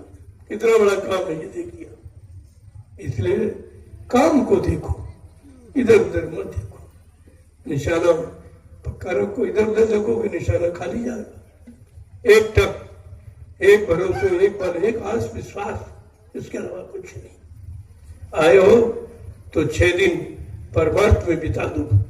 स्वार्थ में तो बहुत दिन रहे हो, परिवार में, समाज में, बाल बच्चों में, स्वार्थ ही स्वार्थ है। परमार्थ तो वहां कुछ है नहीं। अब यहाँ 6 दिन के लिए आए हो तो कुछ परमार्थ कमा लो जो तुम्हारे साथ जाएगा। जय गुरुदेव। अब आपके लिए भोजन वोजन, क्योंकि भंडारे भी लगे हैं, लग पाए, कुछ लोग लगा रहे हैं, समय नहीं है, सब नहीं मिल पाएंगे। कल आपको दिन में मिलूंगा। अब आप जाइए, अपनी अपनी भोजन व्यवस्था देखो।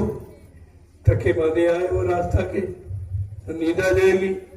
अभी मिलने में 2-3 घंटे लग जाते, तो आपकी नींद का समय, भोजन का समय हम खराब नहीं करना चाहते। अभी तो 6 दिन मिलने का, सत्संग तो कल से है, आज तो मैं 1 दिन पहले ही आ गया, तो आपसे तो मिल ही रहा हूं मैं, लेकिन तुमको विश्वास नहीं होता। मैंने एक नया फार्मूला आपके लिए निकाला है।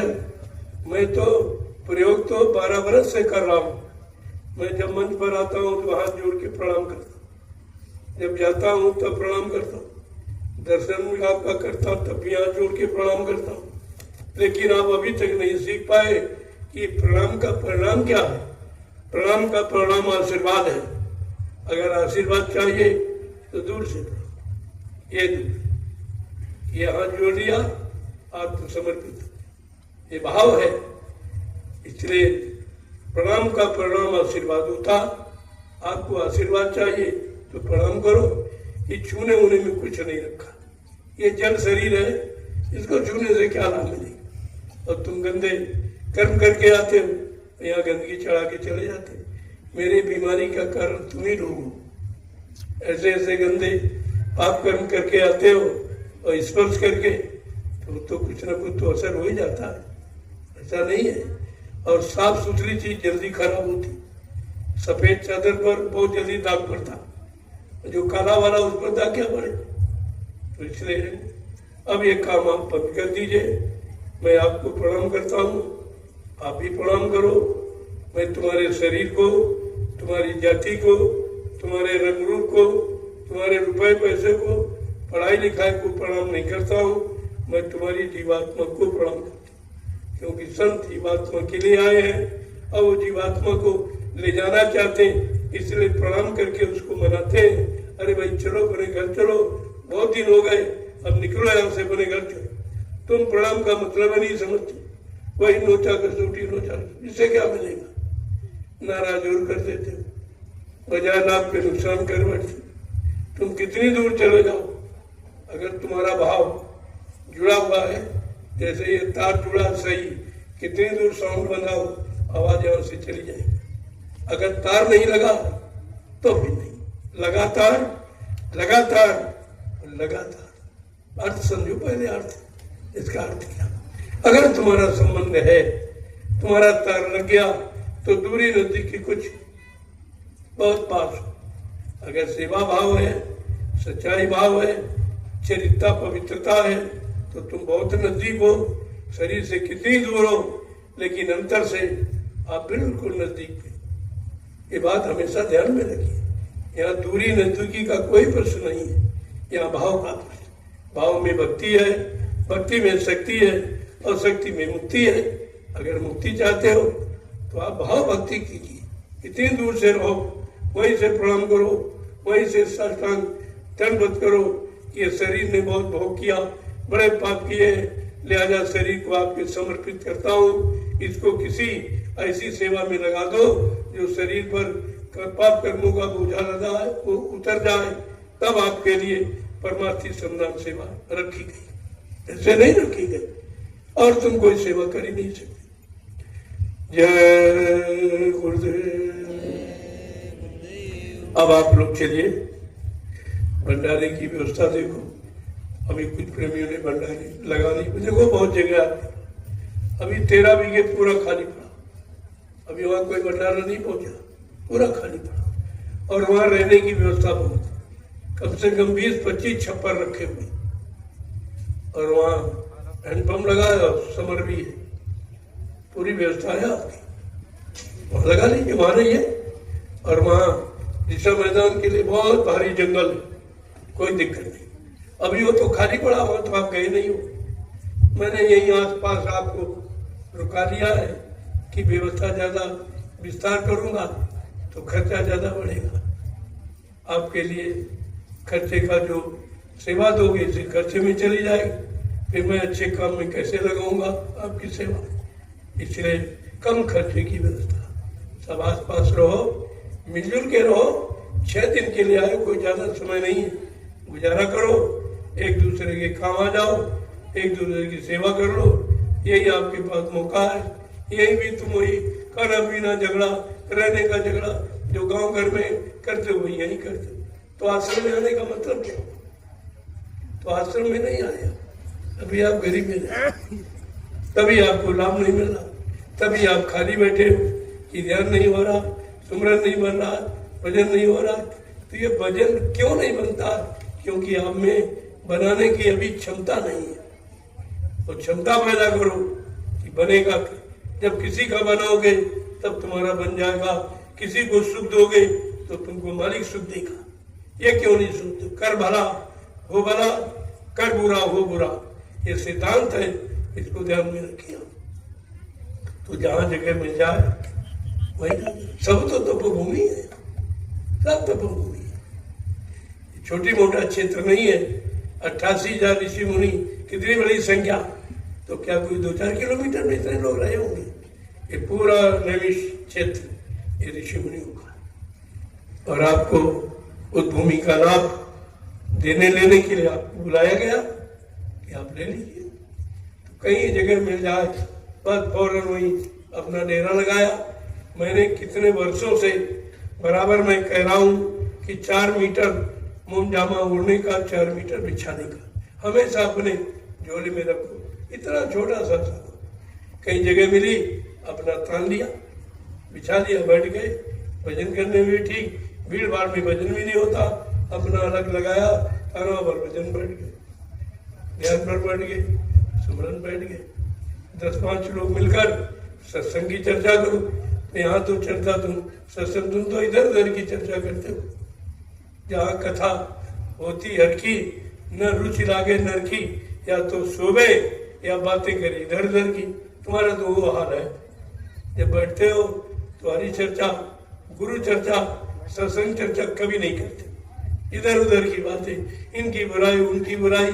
ये पहले से पाप कर्म का बोझा लादे बैठे हो, और जहाँ पर यानी उतारने की व्यवस्था है वहां पर भी तुम वही काम करते हो, तो तुम उतारोगे कब? क्या ऐसे लादे आए वो लादे चले जाओ, फिर कब पहुंचोगे? तो समझने की कोशिश करो। जय गुरुदेव। अब आप लोग चलो, मेरा स्वास्थ्य बहुत खराब, न बोलने के लायक नहीं। वैद्य ने मना किया कि आप बहुत कम बोलेंगे और आप बैठेंगे बहुत कम। पर साल यही गुरु पूर्णिमा का कार्यक्रम मैं 19 घंटे लगातार बैठा, ये नसें सब ब्लॉक हो गई, अब न चला जाता है न उठा जाता, उसी से नसें ब्लॉक हो गई, ब्लड सर्कुलेशन कमजोर हो गया, तो ब्लड बढ़ गया है, मतलब यानी बीपी बढ़ गया, शुगर बढ़ गया। ये इसी का कारण है, आगे हमारी कोई बीमारी नहीं थी, बीमारी तो इसलिए मैंने शरीर का दुरुपयोग किया।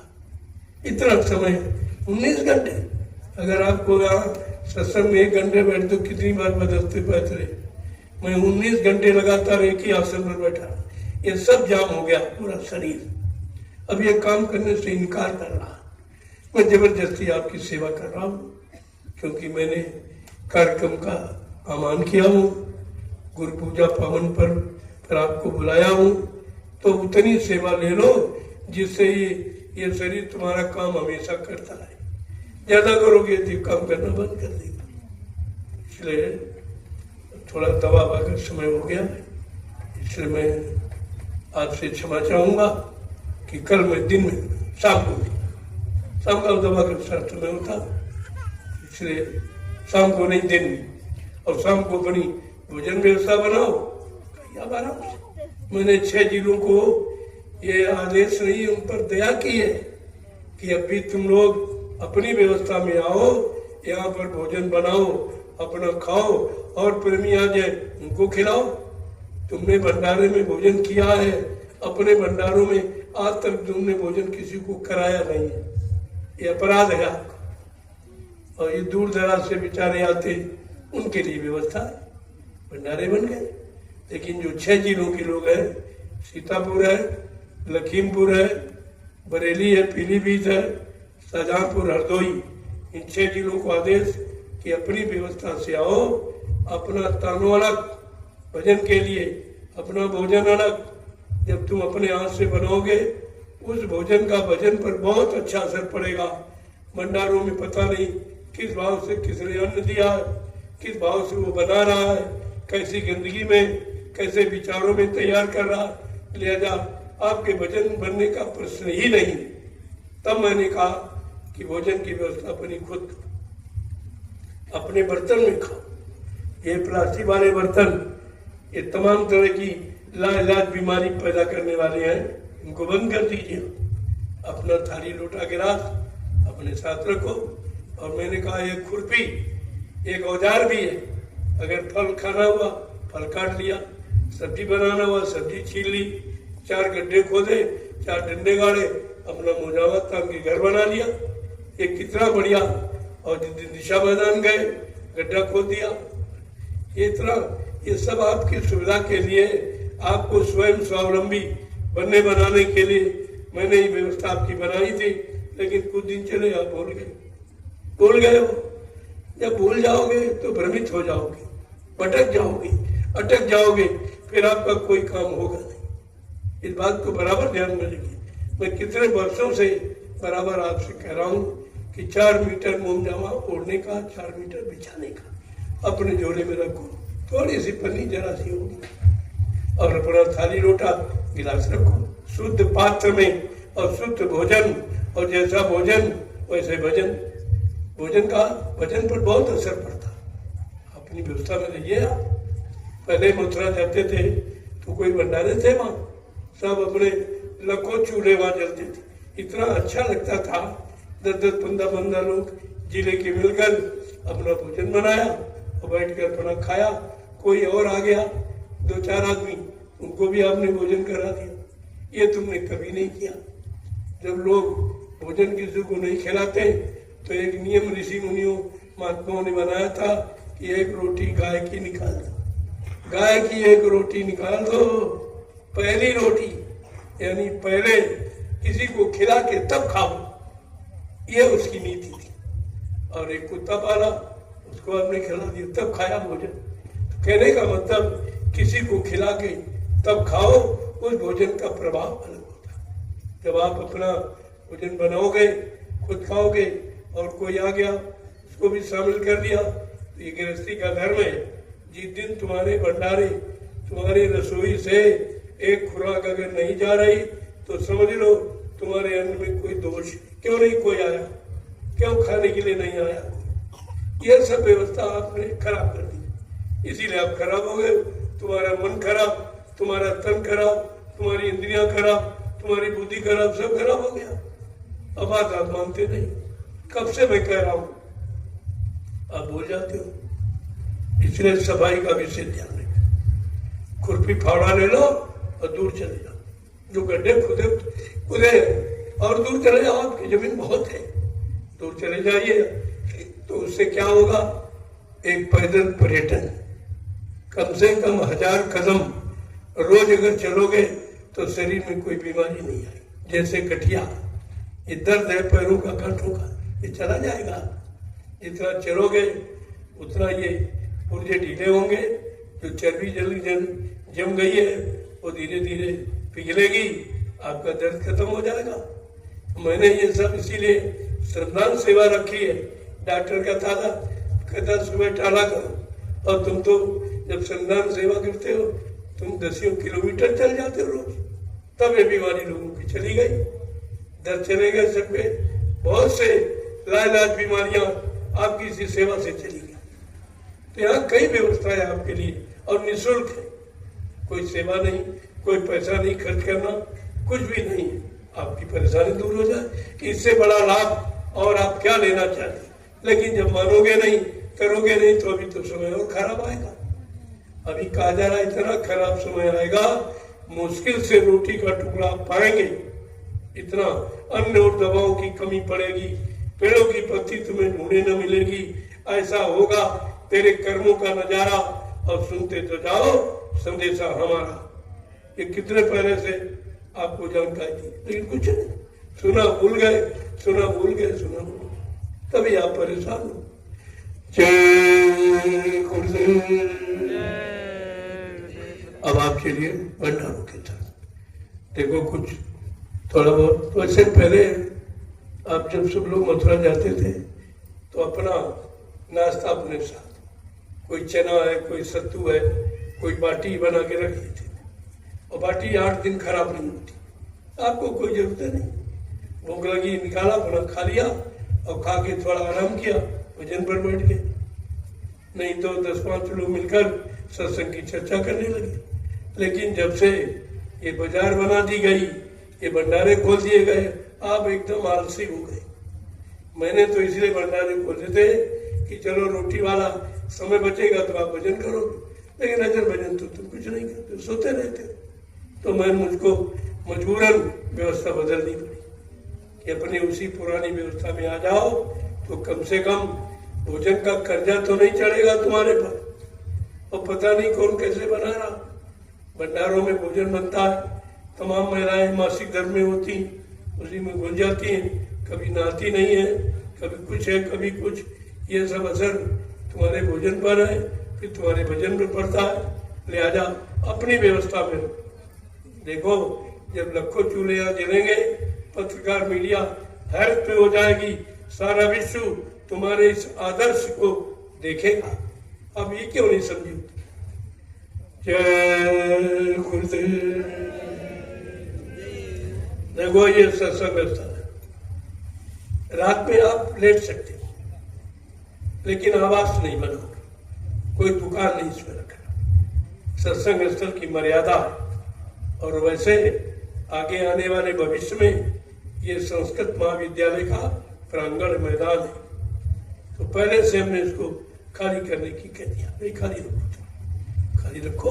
वैसे दिन में थोड़ा छाया में बैठो, पढ़ो, भजन करो, मना नहीं है, लेकिन सत्संग के टाइम एकदम करो। इसलिए इसमें कोई दुकान, कोई आवास आप बनाएंगे नहीं। वैसे लेट सकते हो, बैठ सकते हो, भजन कर सकते हो, आराम कर सकते हो, ये सोने के लिए नहीं।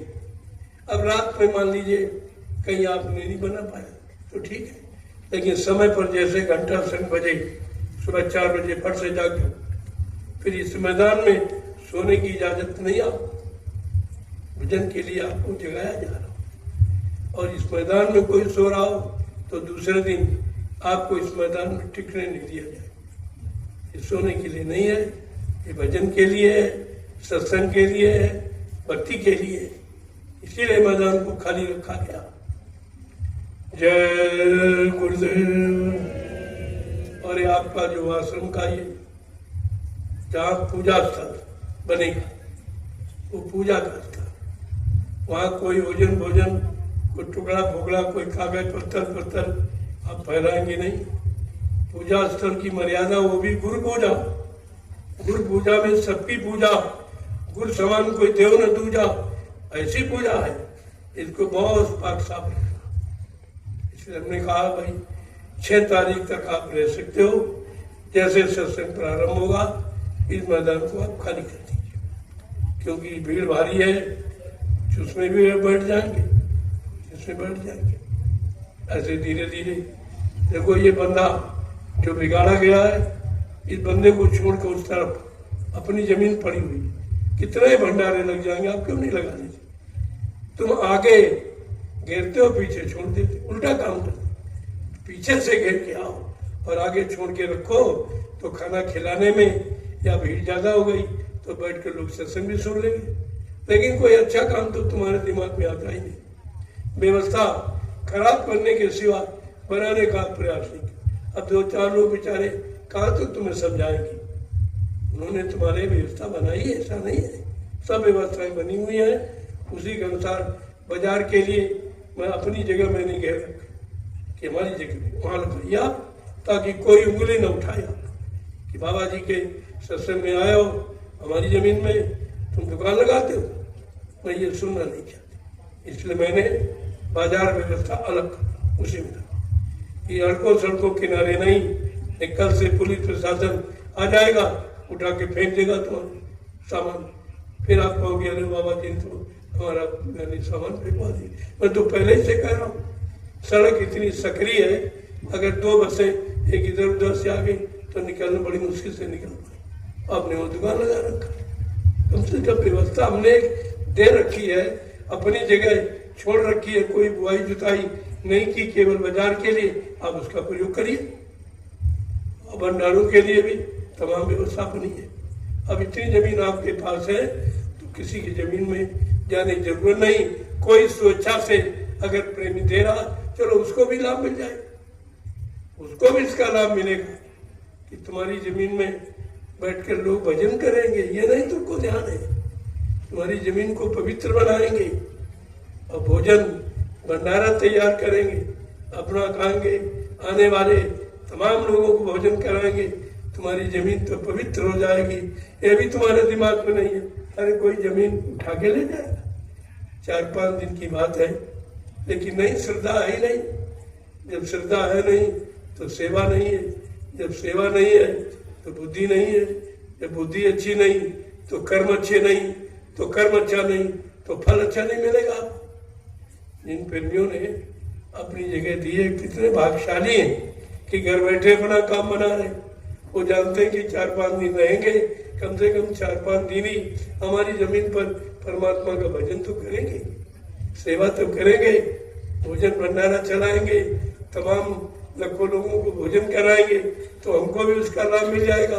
क्यों? ये सब काम तुम्हारी जमीन पर हो रहा। लेकिन ये भी बुद्धि नहीं लगी कि जो लाभ मुफ्त का है वो भी ले लो आप, वो भी नहीं ले पा रहे। तो ये सब क्या है? ये खान पान की कमी, अशुद्धता। जय गुरुदेव। अब आप लोग चलिए अपनी व्यवस्था देखो, और जिन लोगों के पास नहीं है तो यहाँ सो सकते हो रात में, लेकिन सुबह भजन करेंगे जरूर। अगर भजन नहीं करना तो स्थान पर नहीं आप सो, आप सुबह भजन करो, सत्संग सुनो। इसी के लिए तो ये प्रांगण रखा गया मैदान। अब इसमें अगर तुम कोई आवाज बनाओगे कितना भद्दा लगेगा, इसीलिए मैंने सत्संग से तो दुकानें पीछे कर दी कि आप लोग पीछे ले जाओ, बहुत जगह पड़ी, ये थोड़ा बड़ा कर दो क्योंकि आगे भीड़ आ रही है, तो आपको उसमें सहयोग करना चाहिए। तुम सहयोग करते नहीं हो और गुस्सा कर दो कि हमको हटाया भगाया जा रहा। यहाँ हटाया भगाया नहीं जाता, यहाँ बसाया जा रहा कि पीछे थोड़ा हट जाओ, ये जगह खाली कर दो। जो दूर दराज से लोग आ रहे वो बैठकर मतलब यानी सत्संग सुनेंगे, भजन करेंगे, उनको लाभ मिल जाएगा। ऐसा तो नहीं आपको भगाया जाता, लेकिन बात नहीं समझते हो, जिद हटे पकड़ के रहते हो तो फिर कोई ना कोई व्यवस्था बनानी पड़ती। मैंने पहले ही कह दिया ये जमीन मैंने खरीदी, अब यहाँ किसी का कुछ नहीं। ये धर्मस्थल गोसाई बाबा का, ये भी मेरे अंडर में। उन्होंने कहा कि चलो पैसा तो हमने ले लिया, लेकिन ये मतलब इसको सुरक्षित रखना, हमने कहा मेरा। अब तुम कह रहे हो दुकान बनाएंगे, भाई कैसे बनाओगे? जब हमको सुरक्षा का अधिकार दिया गया तो मैं उसको सुरक्षित रखूंगा, पाक साफ रखूंगा, उसमें लोग भजन करें बैठकर और सत्संग करें, इसके लिए है वो, ना कि तुम्हारे ये झूठी कमाई के लिए। झूठ बोलकर और लोगों को ठग कर बेईमानी करके ये धर्मस्थल को पवित्र करोगे, अपवित्र करोगे, ये भी तुम्हारी बुद्धि में नहीं आ। इसलिए बात को समझो पहले। अब आप लोग चलो अपनी बनी व्यवस्था देखो। कल मैं दिन में आपसे मिलूंगा, सबसे मिलूंगा, कोई बाकी नहीं रहेगा, सबसे मिलूंगा, सबको प्रसाद दूंगा, मतलब यानी, और तुमको प्रणाम करूंगा, तुम्हारा दर्शन करूंगा, और क्या चाहिए। जय गुरुदेव।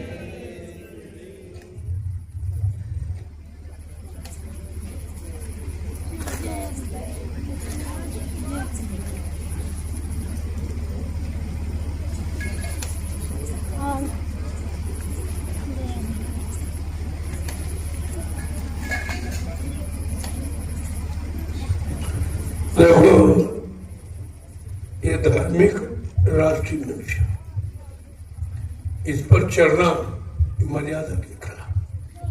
आप नीचे बैठिए, इस पर चढ़ने का प्रयास मत करो। ये सदगुरु मंच है, सदगुरु आशीन, इसलिए तुम्हारा इस पर चढ़ना शोभा नहीं देता। जैसे रथ है उस पर भी कोई चढ़ेगा, ये मर्यादा नहीं तुम्हारी है। अभी उस लायक बन जाओ तब कुछ करो। जितना दूर रहोगे सुरक्षित रहोगे, गलतियां होगी माफी हो जाएगी। नजदीक रहकर कोई माफी मिलने वाली नहीं है, इसलिए आप सोच समझ कर रहो, बहुत सचेत रहो। अधिकारी के यहाँ कहते आगे और घोड़ी के पिछाड़ी और महात्माओं के चारों तरफ बहुत होशियारी के साथ रहना चाहिए, बहुत होशियारी के साथ। इसलिए बराबरी की कोशिश मत करो, अपना नुकसान कर बैठोगे।